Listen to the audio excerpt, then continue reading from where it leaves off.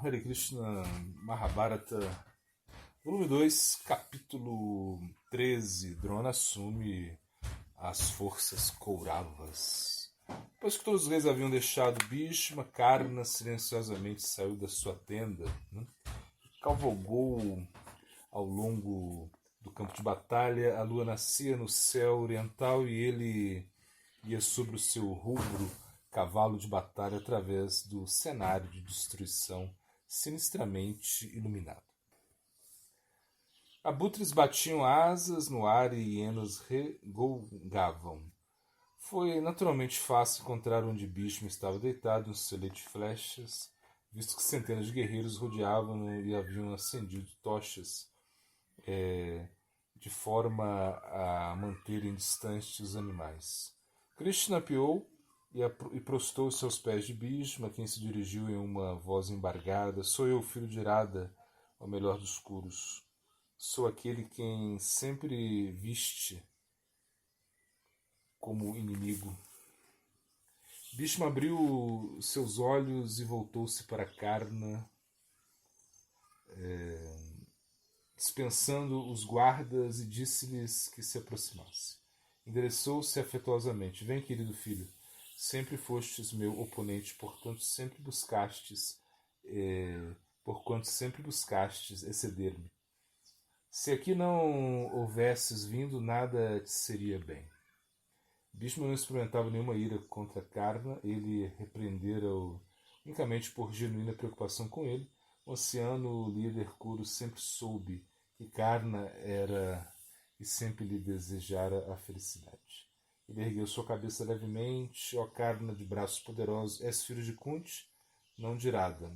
Adirata não é o teu pai, senão que o deus do sol que te gerou, herói.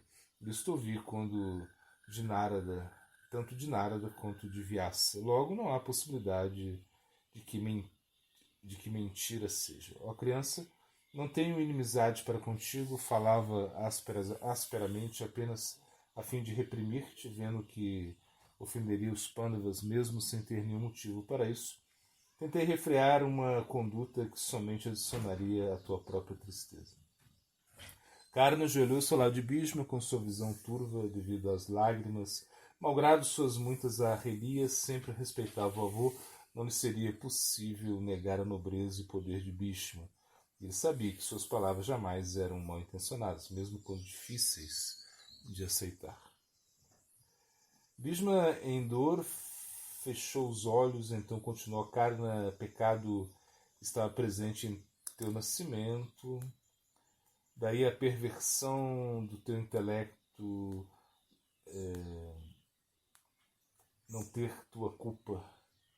Em virtude disso, tentei corrigir-te na Assembleia dos Kshatras. Contudo, tua bravura e teu poder igualam aqueles de Arjuna. És devotado aos Brahmanas, apegado aos deveres de tua ordem, e sob nenhum aspecto é inferior a uma personalidade celestial. Hoje desfaço-me de qualquer desamor que eu acaso haja experimentado por ti no passado. Se queres aprazer-me, junta-te a teus irmãos, os Pandavas, que com a minha morte acabem as hostilidades. Juntamente com Duryodhana, reconcilia-te com os Pandavas, e de modo a testemunharmos um mundo de reis livres de ansiedade e perigo."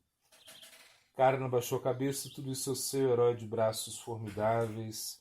É de meu saber que sou filho de Kunti. Ela, entretanto, repudiou-me e fui criado por um quadrigário. Havendo desfrutado das riquezas e da amizade de Duryodhana por tantos anos, como poderia decepcioná-lo em suas esperanças?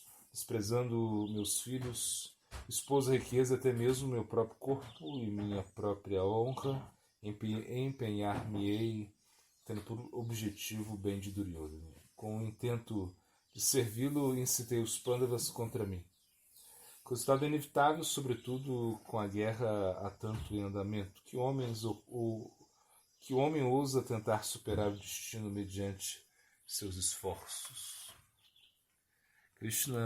Karna olhou ao redor para o campo de batalha, enluarado e repleto de cadáveres. No dia seguinte haveria de guerrear, pelo que há muito aguardava. A cada dia que ouvia acerca do conflito e acerca do grande montante de soldados de Duryodhana sendo mortos. Karna experimentava crescente frustração.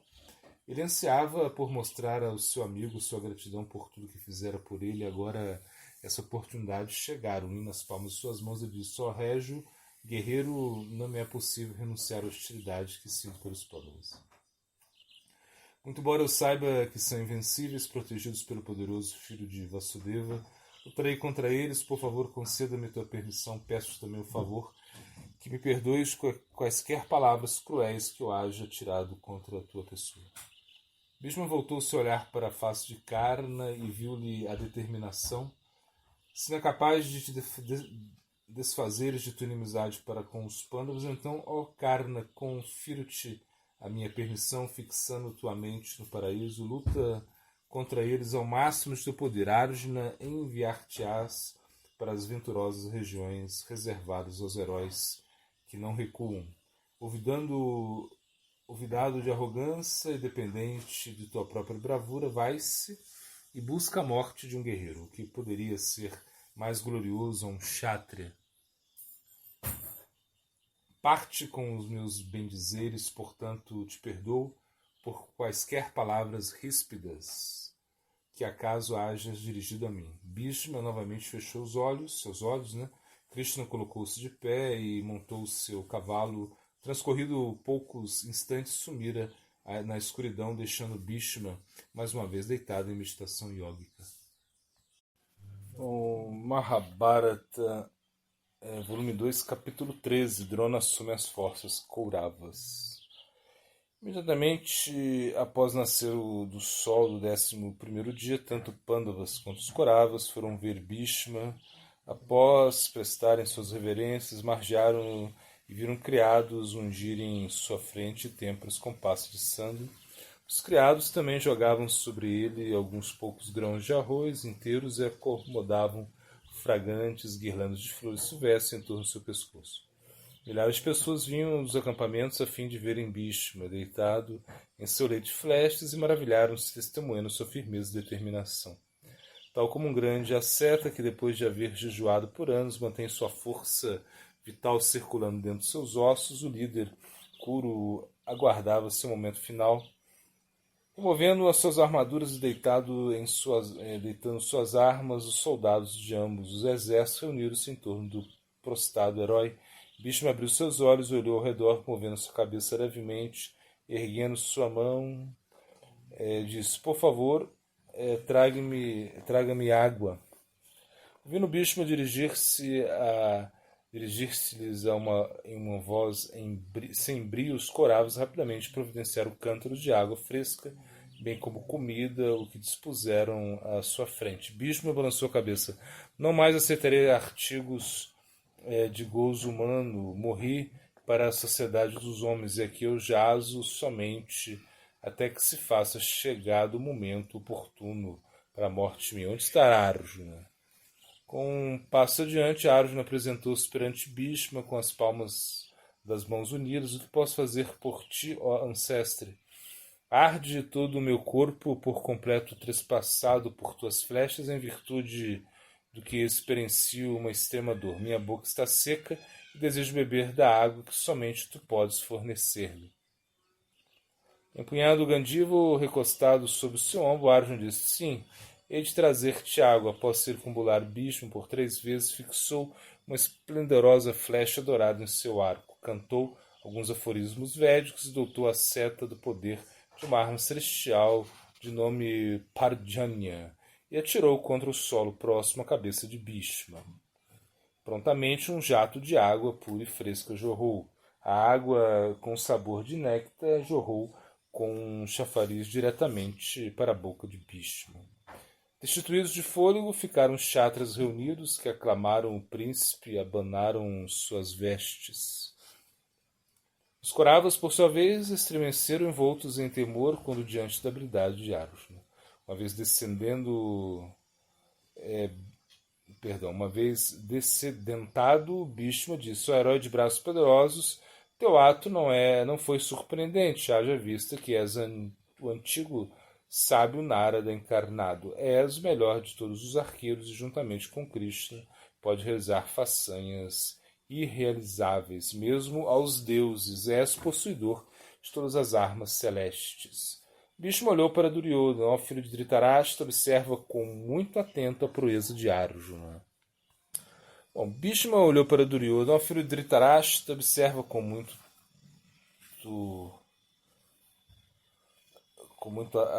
de forma atentamente a proeza de Arjuna. Exército algum pode derrotar em batalha, nem mesmo se auxiliado pelas forças combinadas dos deuses e asuras.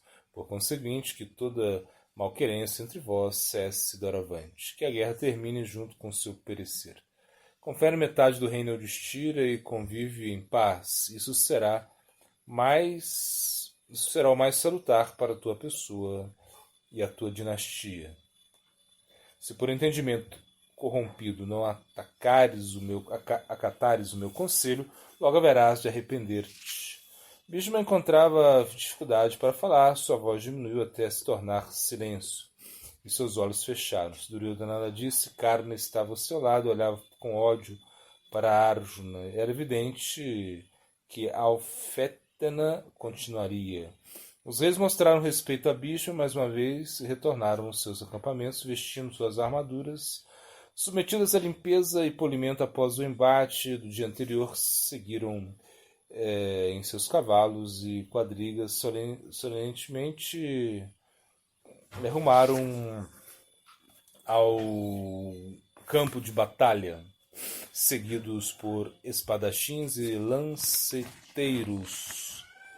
Trajando cota de malha, gigantescos elefantes caminhavam ao seu modo gingado e barriram furiosamente, conforme as vastas tropas eram ajuntadas, búzios e tambores se faziam ouvir.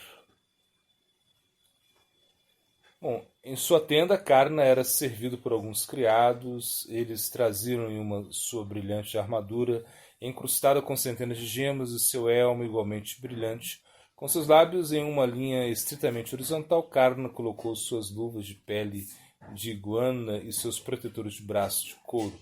Seus criados carregaram sua quadriga com milhares de flechas imersos em óleo, com suas pontas de ferro e aço. Também carregavam a quadriga com 50 arcos de melhor fabricação, bem como sabres, massas, achas, dardos e lanças. Ungido por passo de santo vermelho e enguirlandado por flores frescas, Karna subiu em sua quadriga. Em torno dele, brahmanas realizaram ritos védicos com o objetivo de invocar a auspiciosidade. À medida que seu corpo começava a partir, musicistas tocavam timbales e trombetas sobre a espaçosa plataforma de sua quadriga. Karna disse ao seu condutor: leva-me de imediato aonde Arjuna está, mesmo se a morte, a que tudo devora, protege, ele não me escapará.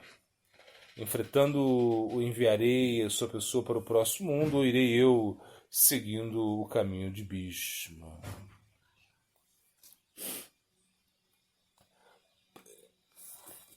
Pouco tempo escoado, Duryodhana juntou-se a Karna e os dois amigos alocaram-se à frente das forças Kurus. Os demais guerreiros gritaram em regozijo ante a visão, rugentes vibravam a corda dos seus arcos. Vendo Karna esparcer luz com um fogo destituído de fumaça, Duryodhana considerou que seus opositores já estavam mortos. Ele sorriu e disse: só melhor entre homens, em ti encontrei um competente comandante para as minhas tropas. Diz-me, pois, o que julgas benéfico ao exército meu. Na ausência de Bhishma, um líder não temos, e é sabido que um exército sem um dirigente perece como uma embarcação sem leme em alto mar. Diz-me quem consideras o melhor homem para assumir a posição de comandante-chefe. Karna indicou com um movimento de seu braço os principais guerreiros sobre as quadrigas. Praticamente qualquer um desses bravos combatentes poderia liderar teu exército, dado que são todos familiarizados com a ciência marcial e possuidores de intrépida bravura. Nada obstante, somente um homem em verdade pode ser nosso líder. Temos de ser cuidadosos, de maneira a não abatermos o ânimo daqueles que não sejam escolhidos. Logo julgo atilada a escolha de Drona para o cargo. Ele é o mais velho, o mais experiente, com efeito é o preceptor de muitos dos heróis beligerantes nesta guerra, movido pelo qual ninguém objetará seu comando. Assim como os deuses, com a esperança de derrotarem os demônios, fizeram de Kartikeya seu comandante. Deves escolher a Drona, a autoridade máxima entre o teu exército. Duryodhana concordou. Sob seu quadriga até Drona, enquanto as suas duas afamadas personalidades eram adoradas e decantadas por bardos e cantores, Duryodhana disse: ó grande herói, sobre toda esta hoste de monarcas, nenhum pode ser um protetor tão bom quanto tua pessoa. És um Brahmana, és de nascimento nobre, tu conheces os Vedas e tua habilidade, teu poder e tua sabedoria são incomparáveis. Como Indra na liderança das personalidades celestiais, torna-te nosso comandante em chefe. Quem te pode rivalizar no campo de batalha? Aproximar-se-nos de nós contigo e a encabeçar-nos, nem mesmo Arjuna atrever-se-á. O Mahabharata, volume 2, capítulo 13, Drona assume as forças Kauravas. Drona, em sua estatura avantajada, parecia ainda mais alto sobre sua quadriga, com seu arco ao seu lado, com sua barba alva e o cabelo igualmente alvo, e trajando sua armadura prata, refulgia como a lua em uma noite límpida. Erguendo sua mão em bênção, respondeu: sou versado nos Vedas e em seus auxiliares sextuplos, e conheço a ciência das armas. Por conseguinte, hei de oferecer batalha aos filhos de Pandu. Conquistando exércitos Panchala e Somaka, e errarei pelo campo de batalha, instilando o terror no coração de nossos adversários. Contudo, ó monarca, não acredito que serei capaz de ceifar a vida de Drishtadyumna, visto que esse guerreiro nasceu para matar. Sem importar-se com a profecia, Duryodhana providenciou a cerimônia de estabelecimento de Drona como comandante. Duryodhana podia pessoalmente assegurar que Drishtadyumna fosse mantido longe de Drona. Em todo caso, era difícil acreditar que o príncipe Panchala era poderoso o suficiente para tirar a vida de Drona.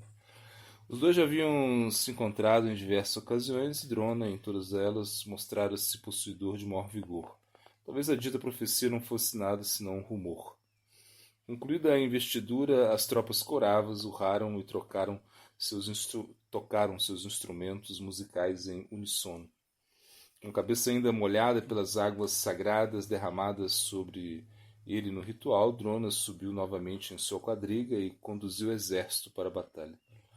A quadriga de Duryodhana corria paralelamente àquela de Drona. Conforme procediam para entrechoque dos exércitos, Drona disse: ó grande rei, sinto-me honrado por este ofício de comandante em chefe, razão pela qual que desejo retribuir de alguma forma. Peço-te obséquio de informar-me qual é o teu querer. Para a realização do teu querer, hei de me esforçar. Duryodhana refletiu por um momento e respondeu: ó preceptor, se desejas abençoar-me, captura o Yudhishthira, portanto, e trá-lo a mim. Drona expressou surpresa. Fortunoso é ao mais velho dos filhos de Kunti o fato de que anela sua captura e não sua morte. Certamente é maravilhoso que sequer tu possas inimizar-te com ele. Por que, monarca, não aspiras à morte dele? Tal morte não findaria esse conflito, mimoseando-te com a vitória? É possível que, em vez de pretenderes a morte dos pandas, pretendas restabelecer sentimentos fraternos entre vós? Um ardiloso sorriso brincou nos lábios de Duryodhana. O morrer de Yudhishthira, ó professor, não resultaria em minha vitória. Se morto, a cólera de Arjuna tão imensa seria que haveria de nos aniquilar completamente. Concluí, por fim, que sequer os imortais poderiam tirar a vida desses 5 irmãos. Por conseguinte, vejo a captura de Yudhishthira como sendo um meio pelo qual nos é possível garantir a vitória. Com ele sob nosso controle, a guerra terminará. Novamente o desafiando para um jogo de dados, reenviarei todos os 5 irmãos para a selva. Minha vitória é Destarte vai se estabelecer. Drona fitou sorridente Duryodhana por um instante. Era notável que seu coração não sofrera quaisquer mudanças. Sua mente estava fixa, ainda assim, pensou Drona. Tinha um dever a cumprir, inspirou profundamente. Se o heróico Arjuna não guardar o Destira, considero-o capturado.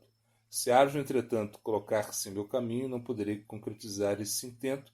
Portanto, sequer Indra, com todas as personalidades celestiais, poderia subjugar a Arjuna e capturar o Destira diante dos seus olhos. Posso ser o seu preceptor, mas ele é muito mais jovem, além de haver obtido armas conhecidas exclusivamente pelos melhores dos deuses. Tu deves, de alguma forma, afastá-lo de Destira, momento no qual me esforçarei de modo a capturar o monarca. Duryodhana aclamou Drona, sabendo que ele era parcial para com os Pândavas. O líder Corava difundiu a promessa de Drona entre todos os demais comandantes, a fim de garantir que Drona ater-se-ia a palavra sua. Quando os Kauravas ouviam acerca do plano, rejubilavam-se sonoramente. Certamente a vitória logo estaria com eles. Quem poderia opor-se ao sucesso de Drona? Não sem muita demora, as novas do plano de Duryodhana alcançaram o Destira, que chamou Arjuna ao seu lado e disse: Ao melhor dos homens, tens de assegurar que jamais estejas distante de mim no enfrentamento, pois Drona estará esquadrinhando-lhe todos os momentos em busca de sua chance. No instante em que te ausentes, há de saltar sobre mim, assim como o leão salta sobre sua presa.